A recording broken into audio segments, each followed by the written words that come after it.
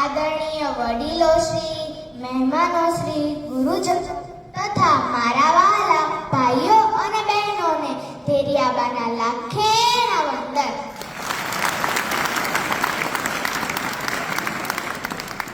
ઉત્તરે ઈડરિયો ગઢભલો અને દક્ષિણે દરિયાની અમીરાત, ખમીણ જેનું ખણખણે એવું ધમધમતું મારું ગુજરાત. પરમ કૃપાળુ પરમાત્માની અવિરત કૃપાથી ઓળો ભાગ્યત્વ ભૂમિ શેર, સરિતા, સમુદ્ર અને અરણ્ય રૂપી ચાર ઈશ્વર નિર્મિત એવા કલા, સ્થાપત્ય, સાહિત્ય અને સંસ્કૃતિ ચાર માનવ સર્જિત અષ્ટભુજામય અંબા સ્વરૂપ ભૂમિ એટલે કે મારું ગુજરાત. સહયાત્રીથી ભુજિયો અને પાવાગઢથી ગિરનાર સુધીના અવધૂતોના ધગતા ધૂણાથી સુવાસિત ભૂમિ એટલે કે મારું ગૌરવવંતું ગુજરાત.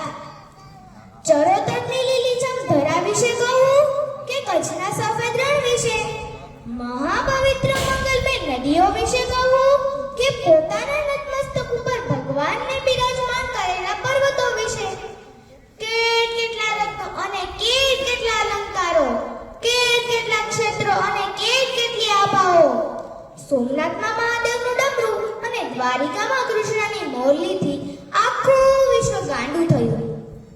તો ચાલો હું તમને ગુજરાતની હજુ વધુ શેર કરાવું.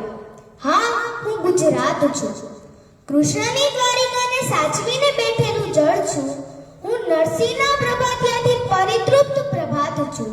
વેપાર છું, વિસ્તાર છું, વિખ્યાત છું. હા, હું ગુજરાત છું. મેં સાચવ્યા છે ડાયનોસોરના અવશેષ.